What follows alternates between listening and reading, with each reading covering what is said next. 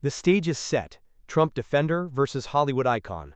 The green room of the studio hummed with controlled chaos, the kind that precedes any live television broadcast. But tonight, beneath the surface pleasantries and makeup touch-ups, currents of America's deepening political divide were gathering like storm clouds. 26-year-old Karoline Leavitt sat perfectly still as a makeup artist applied final touches, her reflection in the mirror revealing nothing of the calculated strategy forming behind her composed exterior. As the former assistant press secretary to President Trump and now one of his most vocal defenders, Leavitt had built her rising political career on unflinching loyalty and a camera-ready combativeness that resonated with the MAGA base. 3 doors down the hallway, Robert De Niro reviewed his talking points, the legendary actor's presence commanding a different kind of gravity.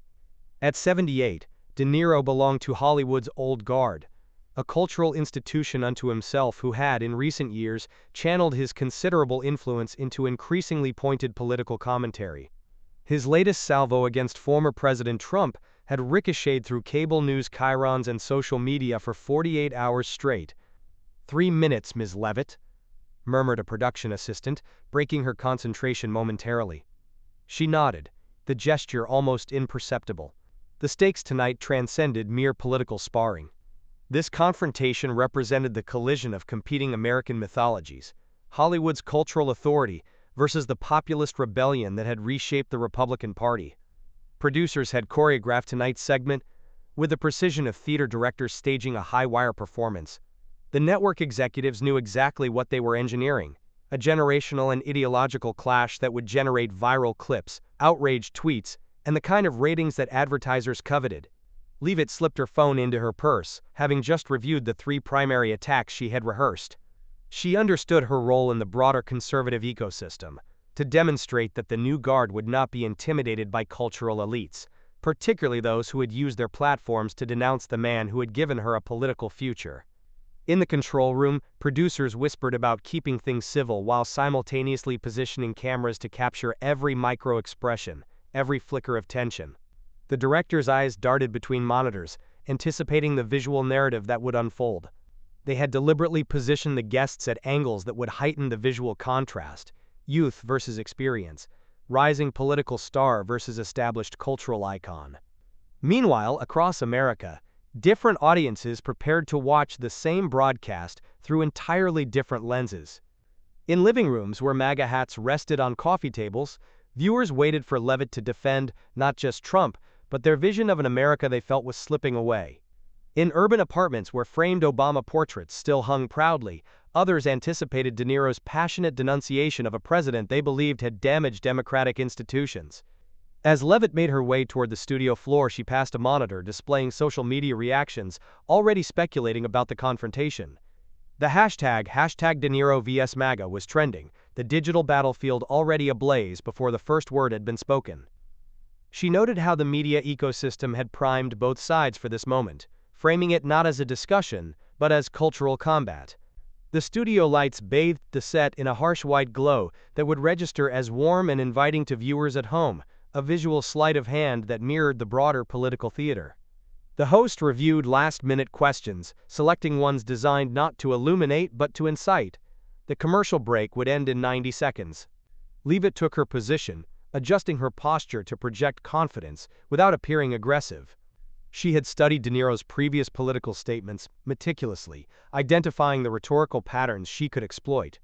The actor's tendency to speak in moral absolutes about Trump supporters provided her with openings to position herself as the reasonable voice defending millions of Americans against elitist contempt. As De Niro entered from stage left, the temperature in the room seemed to shift. The actor carried with him decades of cultural capital, accustomed to commanding respect through his mere presence. Yet, in this political arena, his Hollywood gravitas faced a new kind of challenger, one raised in the crucible of modern conservative media training, where talking points were honed to weaponized perfection and emotional restraint masked calculated aggression.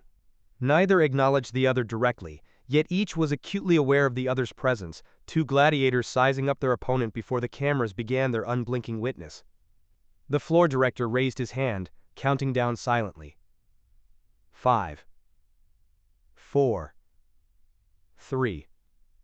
In living rooms across a divided nation, Americans leaned forward, unconsciously choosing sides in a cultural confrontation that would, for the next 7 minutes, serve as a proxy for the broader battle over America's identity, its future, and the very meaning of truth in a post-fact political landscape. 2. 1. The red light blinked on, and America's ongoing civil Cold War found its latest battlefield, a pristinely lit television studio where two figures from vastly different American realities prepared to clash not just over a former president, but over competing visions of the country itself. The counter-offensive, Levit's calculated confrontation. The red light burned steady now, cameras capturing the unmistakable shift in the studio's atmosphere as Karoline Leavitt leaned forward, eyes narrowing with practiced precision. What happened next was not merely rebuttal, it was a methodical dismantling of narrative, executed with the cold efficiency that had become the hallmark of a new generation of conservative defenders. "With all due respect, Mr. De Niro," she began, the honorific hanging in the air with subtle condescension, "your characterization ignores the economic reality millions of Americans experienced under President Trump's leadership." The studio lights caught the slight twitch in De Niro's jaw, a momentary breach in the actor's disciplined facade. This was the vulnerability Levit had been waiting for, the instant where Hollywood gravitas collided with the immovable wall of statistics and talking points she'd spent hours memorizing. Levit's strategy unfolded like tactical warfare. Each accusation De Niro had leveled against Trump was met with a counter-narrative backed by carefully curated economic indicators, unemployment figures, stock market gains, pre-pandemic growth patterns. Her delivery possessed the rhythmic confidence of someone who understood that in modern political combat, the appearance of certainty often trumped nuanced reality. "The unemployment rate for Black and Hispanic Americans reached historic lows," she continued, reciting the numbers with the conviction of scripture. "These aren't opinions, Mr. De Niro, these are documented achievements that directly improved American lives, while Hollywood elites watched from mansion windows." The framing was deliberate, positioning De Niro not as a concerned citizen but as a disconnected celebrity, attempting to delegitimize his moral authority while establishing herself as the authentic voice of everyday Americans. It was a playbook, refined through countless Fox News appearances and social media confrontations, turned critique of Trump into evidence of elitist contempt for ordinary citizens. In the control room, producers exchanged knowing glances. The generational contrast they had engineered was delivering exactly the visual narrative they'd anticipated. De Niro's decades of accumulated cultural authority against Levit's youthful certainty, America's ideological divide personified under studio lights. De Niro shifted in his chair, the legendary performer finding himself in an unfamiliar role. His expressions of moral outrage, so effective in rallying liberal audiences, were being systematically repackaged by Levit as examples of coastal condescension. Every attempt to speak about democratic norms and presidential conduct was redirected toward economic metrics and policy outcomes. "The American people don't care about the Twitter outrage and Hollywood monologues," Levit pressed, her voice calibrated to project both strength and victimhood simultaneously. "They care about their communities, their jobs, their futures, all of which thrived under policies you've spent years condemning from red carpets." Across America, the segment was being processed through entirely different perceptual filters. In conservative households, Levit's performance represented a cathartic counterattack against cultural elites who had long dismissed their concerns. In progressive homes, viewers saw a masterclass in deflection and whataboutism that avoided engaging with the substance of Trump's divisive governance. The host attempted to intervene, to steer the conversation toward more substantive policy discussion, but the confrontation had developed its own gravitational pull. This was no longer about policy evaluation, but about which America, which reality, would prevail in the public consciousness. "Let me finish," Levit insisted as De Niro attempted to interject, her tone carrying the unmistakable edge of someone determined to control, not just this moment, but its inevitable afterlife on social media. "The American people deserve better than to have their legitimate support for a president dismissed as delusion or deplorability by someone who reads scripts for a living." The calculated brutality of the dismissal hung in the air. In that moment, Levit had transformed from Trump defender to proxy warrior in America's culture war, channeling years of conservative resentment toward Hollywood's political activism into a single, television-ready confrontation. De Niro's expression darkened. The renowned method actor who had portrayed some of cinema's most formidable characters, now genuinely unsettled by the clinical efficiency with which his moral arguments were being reframed as elitist condescension. In the control room, a producer whispered, "We'll need to extend the segment," recognizing that what was unfolding wasn't merely good television, it was a perfect distillation of America's inability to even agree on the basic parameters of political reality. As the commercial break approached, neither combatant had yielded ground. But in the emerging ecosystem of political performance, victory wasn't measured in minds changed, but in moments captured, clips that would circulate in ideological echo chambers, reinforcing existing convictions and deepening the trenches of America's cold Civil War. The floor director signaled 1 minute remaining. Levitt maintained her composed offensive posture, her defense of Trump transforming into something larger, a defense of an alternate vision of America itself, where coastal elites and Hollywood icons no longer dictated the terms of cultural acceptance. De Niro's hand gripped his armrest, knuckles whitening slightly. The man who had faced down countless fictional adversaries was discovering that the rules of engagement had changed. In this new political landscape, his righteous anger, once so effective, was being weaponized against him with algorithmic precision. As the host prepared to pivot to the next segment, the confrontation between Levitt and De Niro had become something more significant than either participant, a perfect microcosm of a nation that could no longer agree on what constituted truth, expertise, or legitimate authority. The battle lines weren't just drawn, they had hardened into entirely separate realities, each with its own facts, heroes, and villains. And in living rooms across America, viewers weren't just watching a political disagreement. They were witnessing their country's ongoing transformation into parallel societies that increasingly struggled to recognize each other as belonging to the same nation at all. The emotional counteroffensive. The studio air, already thick with tension, shifted as Robert De Niro leaned forward, abandoning the defensive posture that had served him poorly against Levitt's barrage of statistics. Something primal flashed across the actor's face, not the practiced emotion of a screen performance, but the raw indignation of a citizen watching institutions he revered being dismantled in real time. "Numbers on a page," De Niro began, his voice carrying the gravelly weight that had commanded attention across decades of American cinema. "That's what human suffering has been reduced to in this conversation."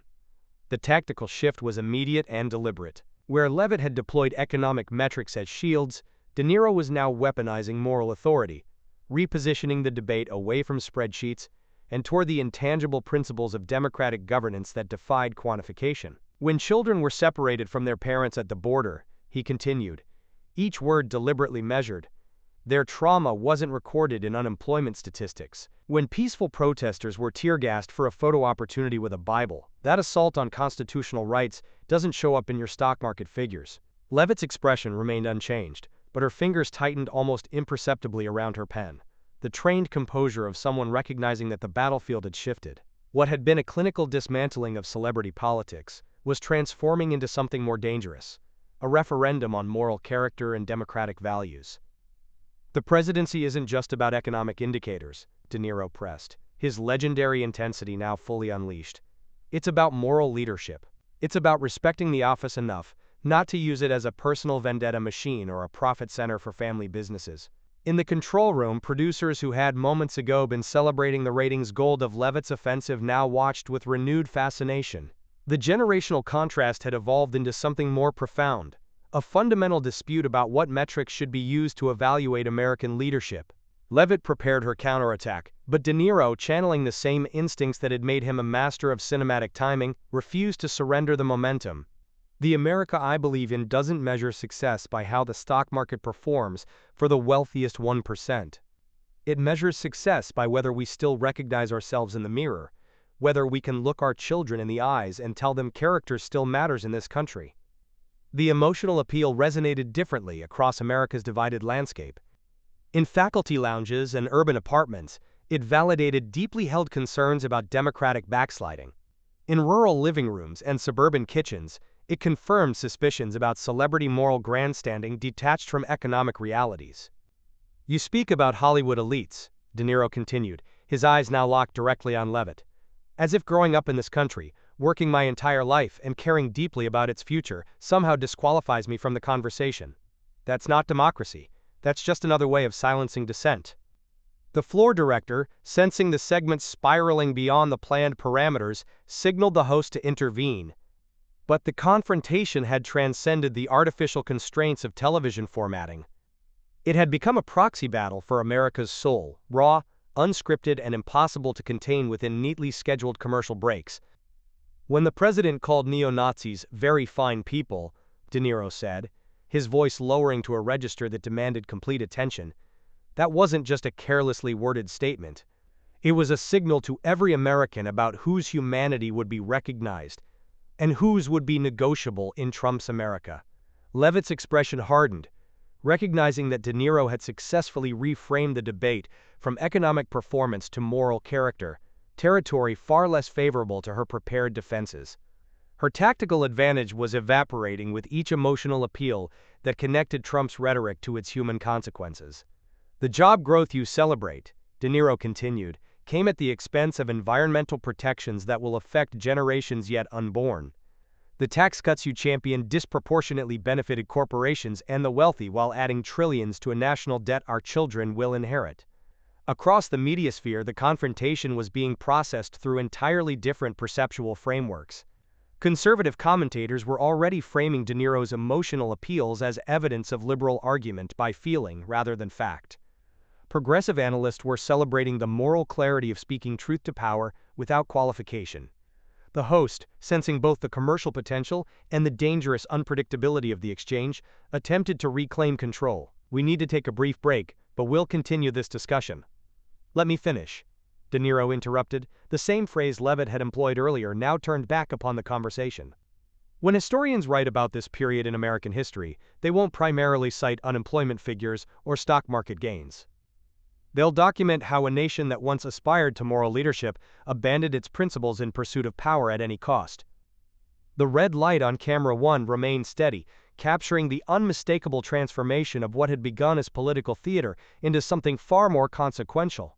A moment when the scripted certainties of partisan performance gave way to the messy, uncomfortable truths of a democracy in crisis.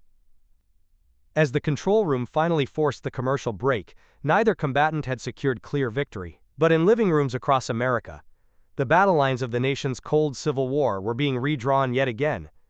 Not just around policy preferences or partisan identities, but around fundamentally incompatible visions of what American greatness truly meant. Divided nation, the echo chamber responds. The reverberations of De Niro's moral salvo crashed through the studio in waves of visceral human response. Bodies shifted in seats, throats cleared or tightened. The carefully maintained fourth wall between political performance and audience reception had collapsed entirely.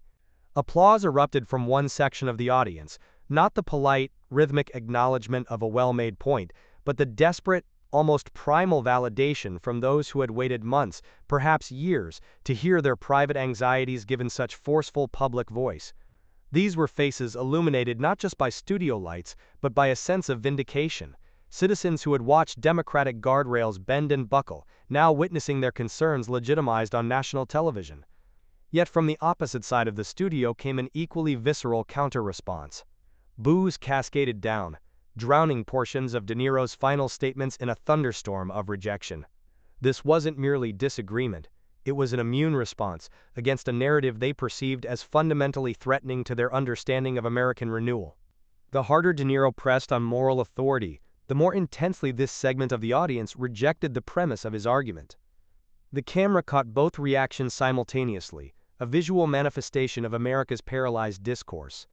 No consensus, no shared reality, just competing emotional truths occupying the same physical space while existing in entirely different perceptual universes.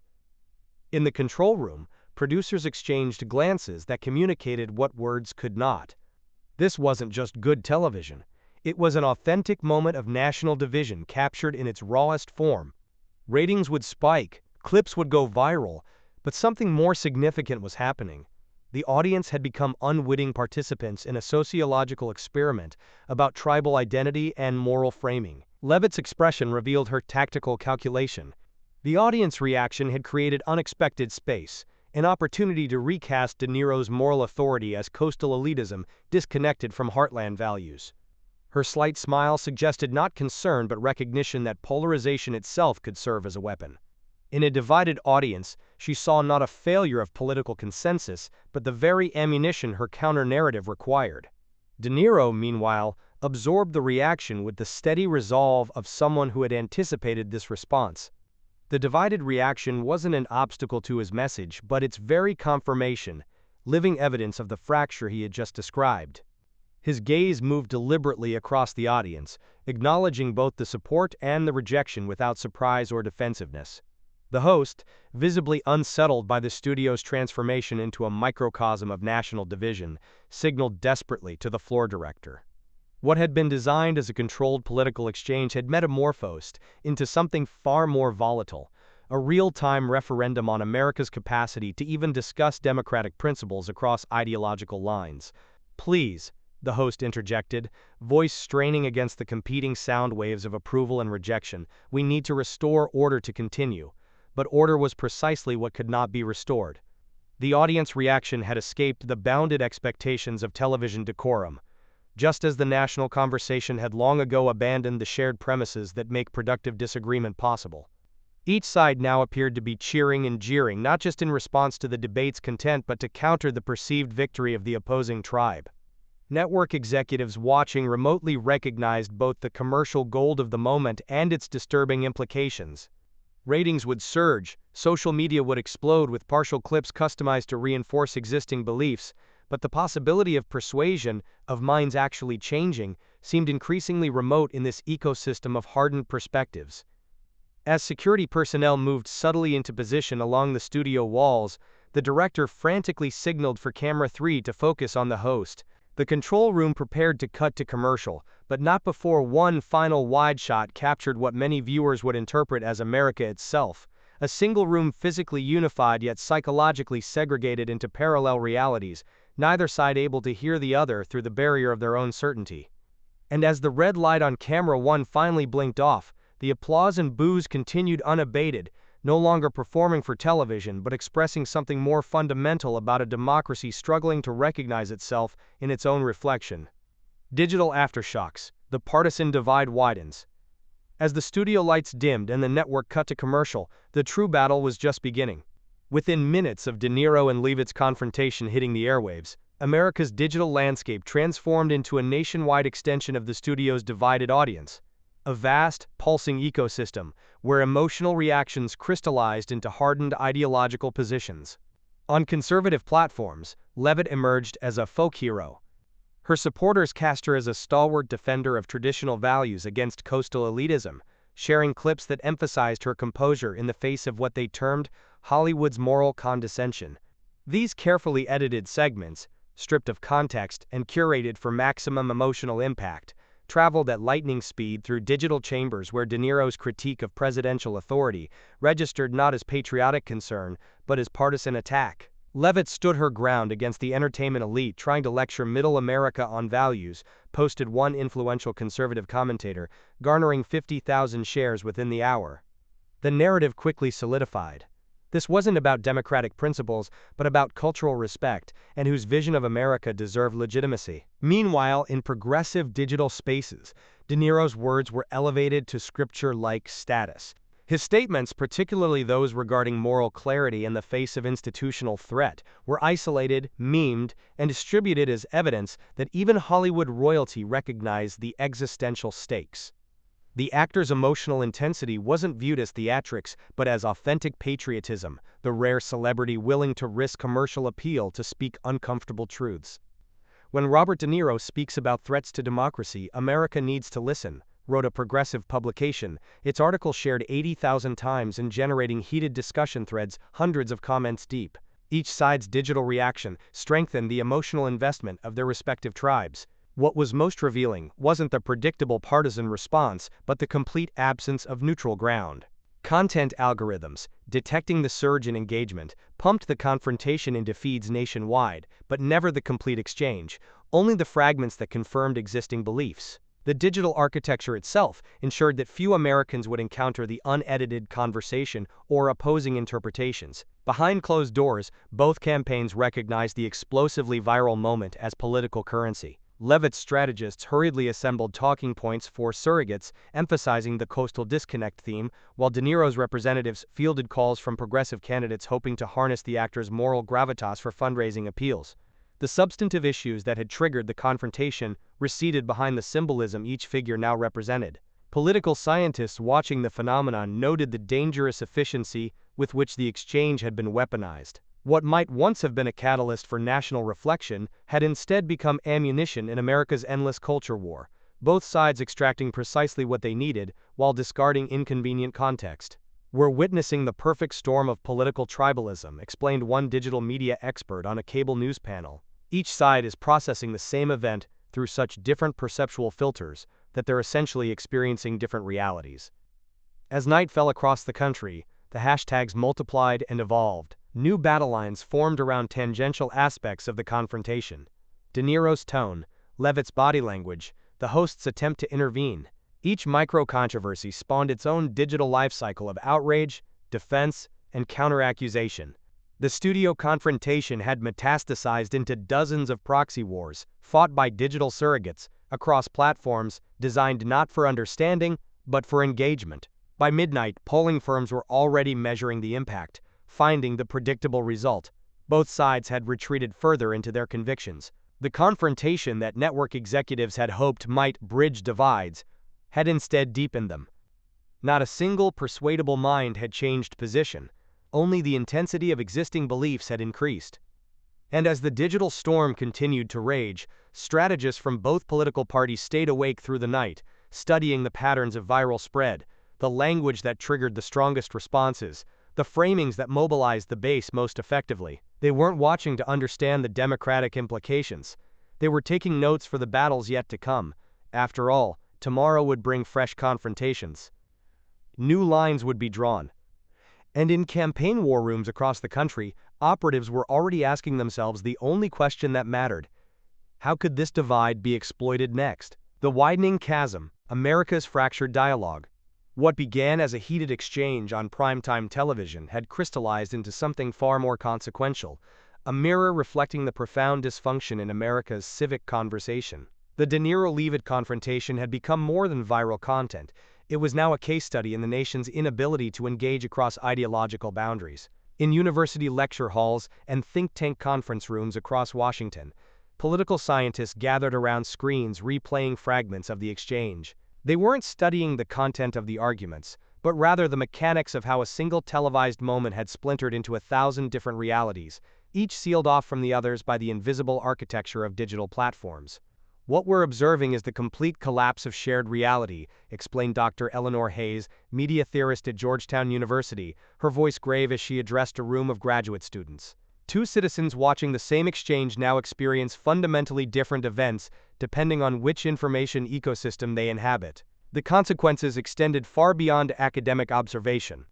On Capitol Hill, congressional staffers noted how the confrontation had rendered bipartisan cooperation even more remote.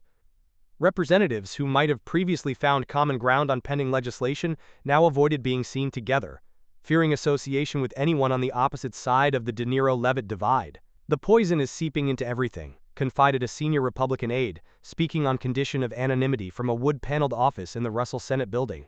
"Committee meetings that used to be productive are now performance art. Everyone's positioning for the clips that might go viral, not for actual governance."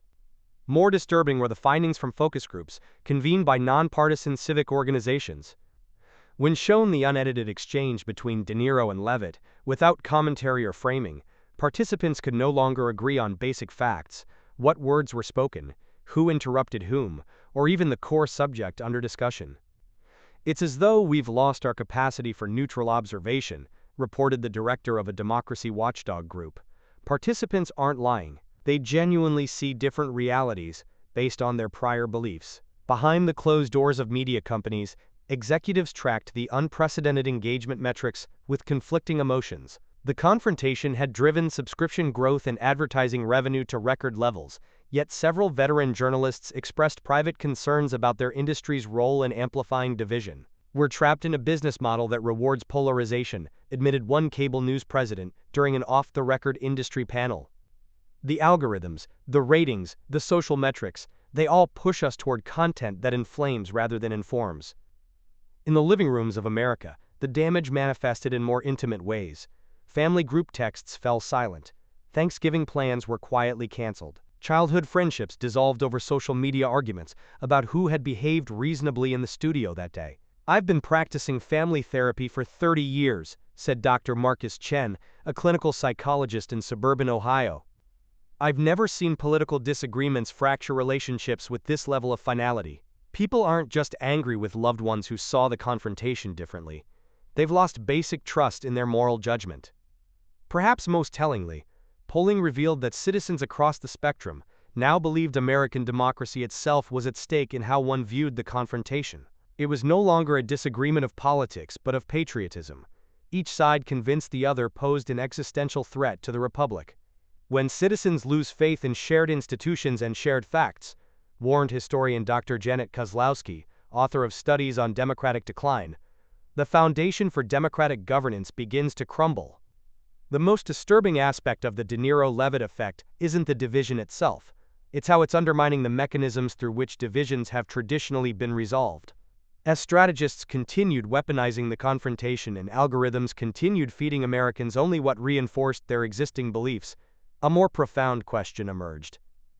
If a single studio exchange could fracture national dialogue so completely, what hope remained for addressing the complex existential challenges looming on the horizon? The answer remained uncertain as night fell on an America where citizens increasingly occupied the same soil but different realities, a nation where the capacity for collective action withered while the urgent need for it grew daily more apparent. The De Niro-Leavitt clash had become not just a symbol but a harbinger of democracy's uncertain future.